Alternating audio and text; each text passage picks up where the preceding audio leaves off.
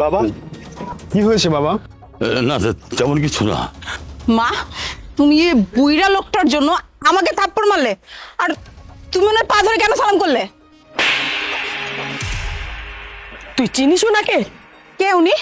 উনি তোর বাবা। বাবা? বাবা উনি এসব কি বলছে? হ্যাঁ বাবা, উনি উনি তোর মা। মা?